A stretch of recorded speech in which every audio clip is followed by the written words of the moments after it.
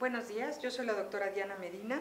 Yo me voy a encargar de dar la primer clase que se trata de lo que es la piel normal, la anatomía de la piel, la embriología, las lesiones elementales y la propedéutica de la piel. Yo tengo 18 años ya de ser dermatóloga, soy egresada de la Universidad Autónoma de aquí del Estado y bueno, vamos a comenzar con la primera diapositiva que es la embriología de la piel. ¿De dónde derivan nuestros tejidos en la piel? Bueno, del ectodermo vamos a encontrar queratinocito, melanocito, folículo piloso, glándulas sebáceas y sudoríparas, uñas, nervios y células de Merkel. Si nosotros nos vamos a mesodermo o mesénquima, hay fibras colágenas, elásticas, células de Langerhans, músculo erector del pelo, vasos sanguíneos y células como fibroblastos, mastocitos e histiocitos.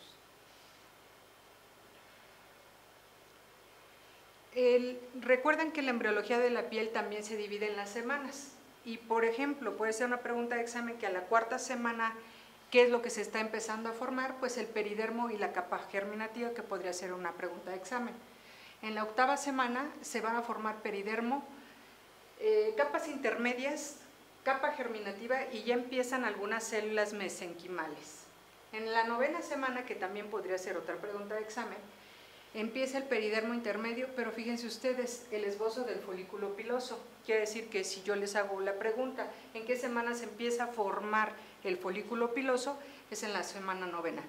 Y si yo les pregunto en qué semana se empieza, que ya está totalmente desarrollado el folículo piloso, sería en la semana 26, porque vean ustedes que en la semana 12 todavía está la glándula sebácea y el músculo erector del pelo.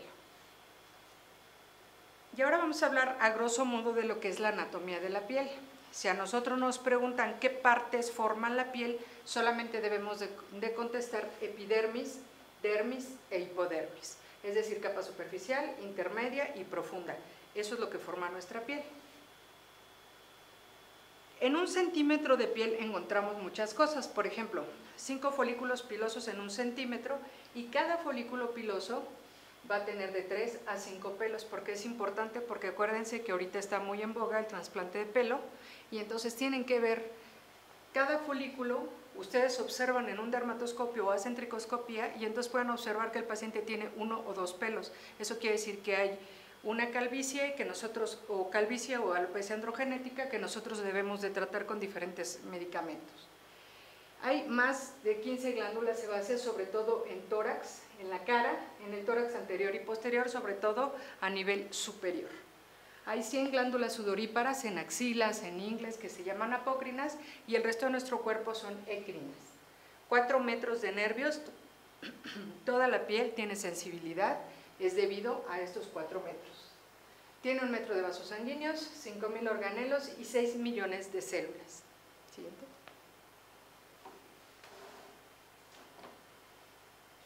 ¿Qué le observamos macroscópicamente a la piel? Los pliegues losángicos son estos, que son la línea de la vida y todo lo que les leen los quirománticos, que eso no es cierto, pero bueno, esos pliegues losángicos nos han servido durante muchos años para identificación. ¿Cuáles son los que más nos sirven? Los dermatoglifos, y sabemos que tenemos diferentes dermatoglifos cada persona. Tiene orificios o poros, que es por donde salen los folículos pilosos, y por también la salida de las glándulas sebáceas y sudoríparas. El grosor varía, depende de dónde estén. Si tenemos a nivel de párpado, tenemos un grosor de 7 a 1 milímetros, pero si estamos en espalda, palmas y plantas, tenemos hasta 3 milímetros. El color puede darse por la red capilar, por la transparencia de las células, por la melanina o la cantidad, la raza obviamente, por hemosiderina y por carotenos. Ahora vamos a hablar de las capas de la epidermis. Es muy diferente a decir epidermis, dermis y hipodermis, aquí vamos a hablar de cada capa. La epidermis es un estrato poliestratificado, sale un estrato celular que tiene varias capas, tiene 5, que mide 200 micras, está formada por queratinocitos aplanados que tienen función, los cuales se pueden desprender como si fueran escamas, carece de vasos sanguíneos y se nutre por difusión a partir de la dermis. Siguiente. Esta es la verdadera anatomía de la epidermis, para que no se confundan. Capa basal, espinosa, granulosa, lúcida y córnea. ¿Por qué es importante que lo sepan? Porque la capa basal va a dar origen al carcinoma vasocelular, la capa espinosa puede dar origen al carcinoma epidermoide y así cada una de ellas tienen alguna función o pueden dar origen a diferentes tumores. Siguiente. El estrato basal está formado por una hilera de grandes queratinocitos o células de la matriz germinal que están en constante división. Se intercalan entre los melanocitos. Se dice que en raza mestiza, como la mexicana, hay un melanocito por cada 10 queratinocitos. La capa espinosa está formada por hileras de queratinocitos que nos van a dar sostén y estabilidad. O sea, es una capa semigruesa. La capa granulosa contiene estos gránulos de queratohialina, que son los que van a formar la queratina.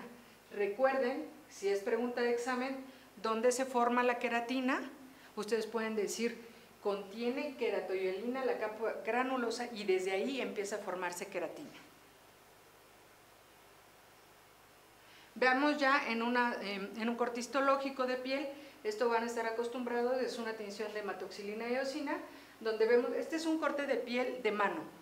Veamos qué capa córnea tan gruesa, capa o estrato lúcido que solamente tienen palmas y plantas, pregunta de examen. Estrato granuloso, ¿por qué? Por los gránulos de queratohialina, el estrato espinoso que es el que nos va a dar sostén y el estrato basal o germinativo. ¿Se acuerdan? El de la cuarta semana se convirtió en basal. Y la dermis acá abajo. La capa córnea nos va a proporcionar varias hileras de queratinocitos, sí está bien, que se desprenden con facilidad proporcionando una barrera para agentes externos. ¿Por qué es importante? Porque hay dos enfermedades que tienen problema de barrera. Una es la dermatitis atópica y la segunda es la rosácea. Entonces el problema de barrera está aquí en la córnea. Entonces es importante esta capa. Siguiente. ¿Qué células va a tener la epidermis? Bueno, vamos a tener melanocitos. Esta es una célula neural, es muy latosa. Recuerden que el melanoma es prácticamente incurable, a menos de que sea quirúrgico. Fabrican melanina y acá, por ejemplo, dependiendo de la raza, hay un melanocito por cada 4 o 5. En gente más blanca es de 1 a 10, como dije posteriormente, era al revés, es de 1 a 10 en gente más blanca. Células de Langerhans en todos los estratos epidérmicos y estas van a ser responsables de la dermatitis por contacto. Recuerden, son células presentadoras de antígeno. Y finalmente las células de Merkel en la capa basal y actúan como receptores de nerviosos. Recuerden también que hay un carcinoma que se llama merkeloma, entonces viene de esta célula. Tenemos también en los anexos de la piel e histológicamente se ven como ovillos, las glándulas écrinas, apócrinas, dependiendo del tamaño y dónde estén, van a ser entre más grandes o más pequeñas. Y por ejemplo las écrinas, aquí tenemos dónde van a estar, palmas, plantas, frente. Hay un ovillo glandular, conducto secretor y un acrosiringio. ¿Se acuerdan los hoyuelos que tenemos en la piel? También pueden salir por ahí el sudor. Apócrinas van a tener gránulos de secreción y estos desembocan en el folículo piloso, por eso son más comunes en axilas y en genitales. La dermis es un estrato de tejido conjuntivo o conectivo formado por fibras colágenas. Es una parte muy importante de nuestra piel, sobre todo por la edad. Entonces, las fibras colágenas y elásticas van disminuyendo después de los 40 años. Plexos vasculares y nerviosos van a haber en esta zona y sostén de los anexos cutáneos. Papilas dérmicas son proyecciones que están al interior de la dermis, ahorita vemos en una diapositiva eso, y es 20 a 30 veces más gruesa que la epidermis. Aquí está la diapositiva, estas son las papilas, observen, papilas dérmicas. Todo esto es dermis, estas son fibras colágenas muy bonitas porque es un paciente joven, cuando ya estamos viejitos estas se empiezan a separar o a ser como más gruesas, más tiesas, no sirven. Siguiente. Las células de la dermis, acuérdense las de la epidermis y hay que diferenciar. Las de la dermis son fibroblastos, producen colágeno. Los histiocitos, que también producen enfermedades como la histiocitosis. Y los mastocitos, que pueden producir dos tipos de enfermedades, o mastocitosis o urticaria. Siguiente. La capa colágena son capas gruesas, estriadas, producen el colágeno y si falta la tensión de la piel. Puede ser en dos cosas que falte esto, una en cicatrices y la otra en las arrugas. Las capas elásticas producen elastina y las reticulares reticulina y estas van a dar el soporte a los elementos que hay en la dermis. ¿Cuáles son esos elementos? Los vasos, las células, etc. Esta unión dermoepidérmica es muy compleja, es muy complicada, pero solamente la voy a dividir en queratinocito basal, lámina lúcida, lámina densa y región de la lámina subdensa. ¿Para qué nos sirve? Esto nos va a servir de sostén, pero en la mayoría de las enfermedades ampollosas vamos a tener que usar la inmunofluorescencia para que nosotros sepamos qué tipo de enfermedad estamos hablando. La hipodermis, que nadie quiere saber de tejido adiposo, pero bueno, está. Hipodermis, tejido celular subcutáneo, está constituido por adipocitos y plexos nerviosos y vasculares. La grasa también nos da enfermedades, aparte de la obesidad, nos sirve, bueno, nos da enfermedades y también nos sirve como amortiguador, pero la grasa nos puede dar enfermedades como los lipomas. Entonces estos lipomas son benignos, pero recuerden que hay una variedad maligna que es el liposarcoma. Entonces tendremos que poner atención a hipodermis en ese sentido. Siguiente. ¿Cuáles son las funciones de la piel? Pues bueno, protege el organismo de pérdida de agua y de electrolitos, es un termostato. Protege de traumas físicos, químicos y mecánicos, es un cojinete amortiguador justamente por la hipodermis y engrosa su epitelio y produce melanogénesis cuando hay absorción de rayos ultravioletas, por eso nos bronceamos, la gente fototipos más oscuros. Ahorita vamos a ver eso.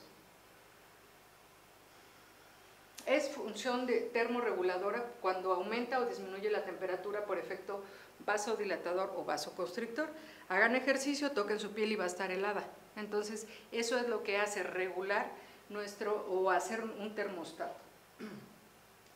Si el calor es extremo, aumenta la sudoración ecrina para mantener la superficie cutánea fresca, lo que les había comentado.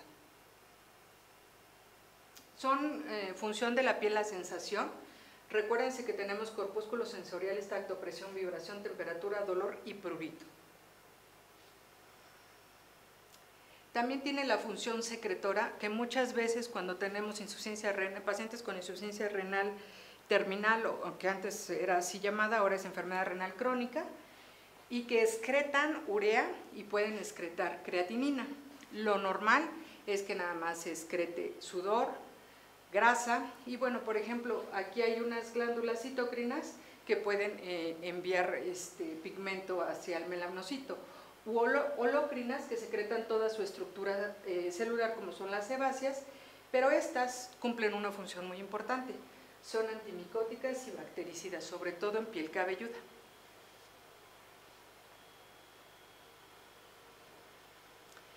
La excreción, les decía, la pérdida de agua que podemos tener para un varón de 70 kilogramos con un 80 centímetros son de 350 mililitros al día, entonces hay que tomar importancia que también por las pérdidas insensibles son las de la piel. Elimina la capa córnea, sobre todo en situaciones patológicas como es la eritrodermia, y lo que les decía, urea, creatinina, CO2, ajo y vitamina son eliminadas por la piel. La melanogénesis viene a partir, ¿quieres revisarlo? No. Viene a partir del melanocito. Acuérdense que él depende de un aminoácido que se llama tirosina. Luego viene la tirosincinasa, vienen varias situaciones que forman el color de la piel. Entonces es importante que el melanocito o la melanogénesis no la estimulemos de más. ¿Con qué? Con el sol. Queratopoiesis es otra función, es el mecanismo de maduración celular, que hay queratinización, muerte y desprendimiento celular. Esto dura 28 días. ¿Y esto por qué nos sirve? Porque nosotros damos un tratamiento y podemos evaluar o valorar en un mes cómo fue esto. Esto es muy importante, no les voy a hablar de toda la inmunología cutánea, pero el microambiente de defensa periférica es un sistema inmunitario cutáneo o de tejido linfoide. Así se llama por sus siglas en inglés, y afortunadamente se está estudiando cada vez más la inmunología de la piel y el por qué muchas de las enfermedades que tenemos en la piel son autoinmunes.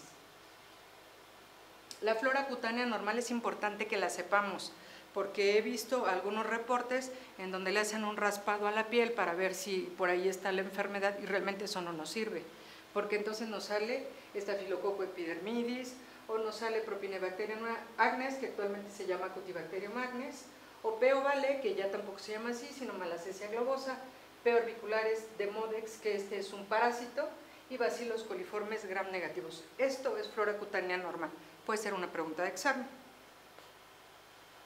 Químicamente la piel tiene agua de entre el 60 y 70%, es intra e intercelular, 10% está en la capa córnea, es decir, esa es una capa córnea hidratada. Electrolitos son los que ven en pantalla, otros minerales como el azufre puede estar en capa córnea, en el pelo, en las uñas, en las fibras colágenas, el fósforo, plomo, magnesio, todo esto lo podemos tener en la piel. También tenemos proteínas como es la metionina, cisteína y nos sirve para la queratinización. Los mucopolisacáridos para núcleo y lipoproteínas y la colágena que produce hidroxiprolina. Perdón, se produce a partir de hidroxiprolina. Otras cosas que podemos tener dentro de nuestra piel son con factores enzimáticos, complejo B, ácido nicotínico, vitamina A, vitamina C y vitamina D.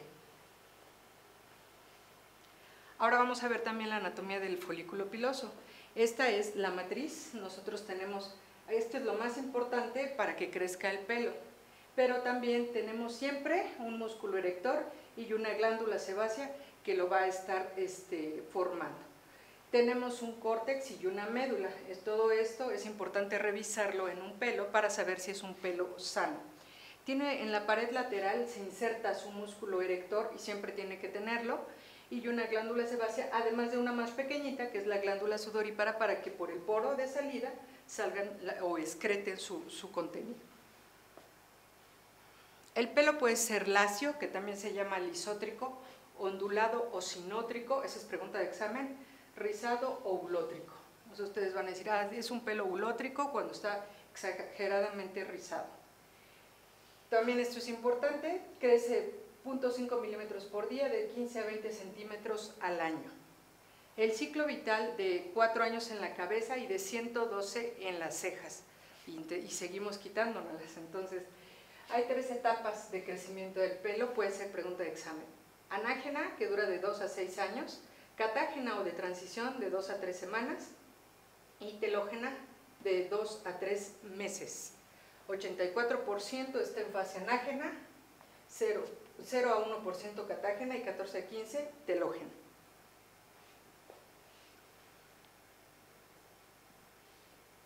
En la uña también es muy importante la anatomía unguial, porque también tenemos cirugías de uña. Y entonces tenemos la famosa matricectomía.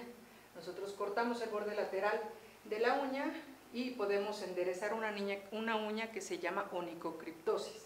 Entonces, hay matriz, hay raíz, hay pliegue, hay lúnula. En la lúnula podemos observar ausencia de lúnula en el lupus. Eponiquio o cutícula, un engrosamiento cuticular habla de dermatomiositis. El lecho unguial tiene que estar clarito, si tiene algunas banditas de color rojo, entonces podemos pensar hasta en endocarditis. El cuerpo de la uña totalmente y el extremo libre, que puede estar roto por enfermedades como la psoriasis. El hueso, que ya tenemos aquí, que podemos tener desviado, y eso nos da el origen a la onicocriptosis. Crecen, de 3 milímetros por mes, se tarda 160 días, y en los pies es mucho más lenta, 0.5 milímetros por mes. ¿Qué función tiene el pelo? Regulador de temperatura corporal. Es protector porque en las cejas impide que el sudor caiga sobre los ojos. Por ejemplo, los pacientes con alopecia areata universal tienen mucho problema de conjuntivitis. Los pelos nasales y las pestañas disminuyen la probabilidad de que entren microorganismos. Y las axilas puede ser muy importante la retención de olores corporales provocados por sustancias secretoras de las glándulas apócrinas. Ya les decía yo, ajo, cebolla, etc. La piel cabelluda pues nos da una protección física. Si nosotros tenemos un paciente con una calvicie en esta zona, pues bueno, aquí pueden presentarse queratosis actínicas o lesiones premalignas. El pelo púbico es un protector para la entrada de gérmenes, entonces ahorita se está usando mucho la depilación completa en mujeres ya mayores, entonces hay que tener cuidado con esto. Son amortiguadores del coito, ya que el roce de piel con piel genera dermatitis irritativa, y controla la temperatura testicular, que es muy importante en los hombres. Recuerden que no puede aumentar la temperatura testicular porque los espermatozoides no servirían, y nos indica el inicio de la madurez sexual. Unguial, bueno, no solamente es para decorarnos, también es una protección distal de los dedos. Si ustedes no tienen uña, esto sería muy doloroso estar escribiendo o haciendo alguna otra cosa. Es de defensa, tiene la función de pinza y es, pues bueno, ya les decía yo, decorativa. Clasificación de la piel normal, que es muy rara que la encontremos, se llama eudérmica. Pero hay piel grasa, hay piel que no tiene grasa, que es alípica, deshidratada, hidratada, y la mixta, que tiene la conjunción de grasa y alípica. Los fototipos de piel, no le hagan caso a esto ya no sirve, pero bueno, más o menos para darnos una idea, les traje a los hombres para que se diviertan. Piel muy blanca, nunca se broncea y siempre se quema. Piel blanca, se quema, pero tampoco se broncea. Morena clara, se va a broncear despacio, pero esta sí se quema también. Fototipo 4, somos los morenos, somos los mexicanos, la mayoría entramos aquí, o los latinos. Muy morena, aquí ya empiezan a ser los negros, y negro que de plano no se quema, pero sí toma un bronceado intenso. Tampoco hagan caso de esto, porque eso ya no sirve. Normalmente tenemos una variación de la piel, palmas y plantas la tienen gruesa, con una hipodermis voluminosa, o sea, son acolchonadas. Labios menores y vulvares, así como el escroto, no tienen hipodermis y tienen gran cantidad de terminaciones nerviosas o sensitivas, obvio. Párpados tienen una epidermis o hipodermis delgada. La cara, piel cabelluda, tronco en porción superior con dermis gruesa y gran cantidad de glándulas sebáceas. Recuerden que es donde se puede formar acné y foliculitis. Y los pliegues o ventanas alcalinas, que van a ser las glándulas sudoríparas, ahí tenemos un pH diferente al resto de la piel. En género, la variación es obvia. Los hombres tienen más pelo, es una piel más gruesa, es una piel un poquito más resistente. Las mujeres tienen vello fino, algunas. La piel es más delgada, tienen un poquito menos de glándulas sudoríparas, entonces la variación entre hombre y mujer sí existe. Siguiente. En cuanto a la edad, recuerden que el recién nacido tiene una piel suave, es muy fina, delicada, puede ser rojiza, todavía puede tener presencia de vernix gaseoso, que es grasa, puede tener un vello fino y abundante en la espalda, y eso recuerden que se llama lanugo. Lactante y preescolar es menos grasosa y hay inmadurez sudorípara, es decir, aquí podemos tener enfermedades, por ejemplo, del recién nacido o del lactante de la piel. Por ejemplo, en los lactantes y preescolares es más común que encontremos la miliaria o sudamina. En los adolescentes ya sabemos que es más común que encontremos el acné porque el vello es grueso y, si recuerdan la anatomía, lleva una glándula sebácea para poder lubricar el pelo. Entre los 25 se supone que tendríamos la mejor piel, hay un equilibrio entre el sebo y el sudor. En la cuarta década de la vida ya empiezan las señales de envejecimiento y en la piel del anciano se ve seca, escamosa y muy adelgazada. La historia clínica dermatológica es posterior a ver la lesión, lleva un interrogatorio intencionado en base a la lesión elemental encontrada. Esto lo vamos a ver en la próxima clase. Es ideal revisar al paciente con piel, pelo y uñas. Si hay tiempo y si lo podemos hacer, tenemos que tener una buena iluminación y usar estos dos instrumentos, la lupa y el dermatoscopio. ¿Qué auxiliares tenemos en consultorio? Lupa. Ahora la fotografía, bueno, ya todo el mundo tiene un buen teléfono. Fotografía, diascopía, capilaroscopía, eso se hace con una laminilla. Dermatoscopía, que es un gran instrumento para nosotros. Pruebas epicutáneas, luz de Wood, prueba de Sankey test y la biopsia, que para nosotros sigue siendo hoy por hoy el mejor instrumento para hacer diagnóstico. Este es el dermatoscopio y este es un melanoma. Entonces, el dermatoscopio vino a revolucionar todo porque también lo podemos observar en pelo y lo podemos observar en uña. Ya conforme vayan pasando las clases van a ver imágenes dermatoscópicas. ¿Qué métodos de laboratorio usamos los dermatólogos?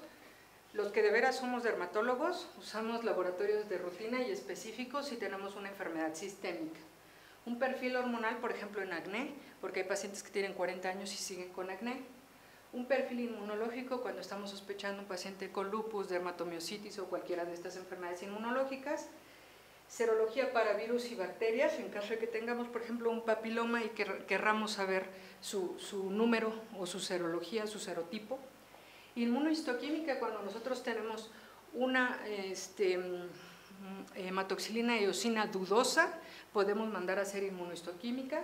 Inmunofluorescencia, sobre todo para enfermedades ampollosas. ELISA y PCR se llegan a usar, rara vez no los pedimos como tal. Y rara vez esto, que es la ecografía, y actualmente la tomografía óptica coherente ya empieza como a empezarse a pedir. La verdad es que yo nunca he pedido todavía, pero yo creo que ya se va a empezar. Estas son las pruebas al parche, estas son unas pruebas al parche que hacíamos en el dermatológico Pascua, se pegan en la espalda porque es la zona más grande y es para identificar dermatitis por contacto y alergenos. Y también es para diferenciar entre una dermatitis irritativa y una alérgica. La prueba de Zank es esta que tenemos acá y estamos viendo un Demodex folliculorum. Nosotros la tomamos podemos tomar con un poco de cola loca, ponemos cola loca en la laminilla, la pegamos en la piel, la despegamos y se observa, le ponemos Lugol y se observa el microscopio, o azul de metileno. Y podemos observar también algunos otros, como el de la escabiasis, algunos otros parásitos. Examen directo, esto es para hongos, muy importante en dermatología. Se usa una escama, una hoja de bisturí, se pone otra vez en la laminilla, se aplica KOH o potasa, y se observa el microscopio. Hay diferentes patrones, hay que tener ya entrenamiento y ojo de micólogo para poder ver dermatofitos u hongos profundos. Y algunas otras escamas van a ser a cultivo saburo o micocel si lo tenemos, y de ahí mismo se vuelve a hacer otro microcultivo y se observa en la laminilla. Vean ustedes, este es un microcultivo donde observamos un canis y observamos cómo va creciendo una colonia. Todo lo demás pueden ser bacterias o contaminación, y esto es el medio limpio. La biopsia de piel, como les dije, esto es muy importante para el dermatólogo. Podemos no tener diagnóstico y decirle al paciente, ¿sabe qué? Necesito hacer una biopsia para poder determinar cuál es su diagnóstico, qué tipo de tumor. Hay que enviarlo y se procesa metoxilina y eosina, que es la tinción de rutina y que la vamos a estar viendo en las clases. Podemos pedir tinciones especiales, pero también podemos pedir inmunohistoquímica, y esta tinción, por ejemplo, de Sil-Nielsen, que nos va a identificar micobacterias. La inmunohistoquímica también es muy importante. Estos son los marcadores que nos pueden diferenciar cualquier enfermedad, sobre todo de tipo tumoral. Es el epitelial, mesenquimal, vascular, de diferenciación neuroectodérmica, el hematopoyético y el linfoide. Inmunofluorescencia, ya les decía, esto es lo más importante para lesiones ampollosas. Y bueno, la dermatología es ver más allá de lo evidente. Si estamos viendo un paciente que tiene cierta dermatosis, nosotros tenemos que irnos más allá para poder identificar, hacer un buen diagnóstico y hacer un buen tratamiento. Gracias.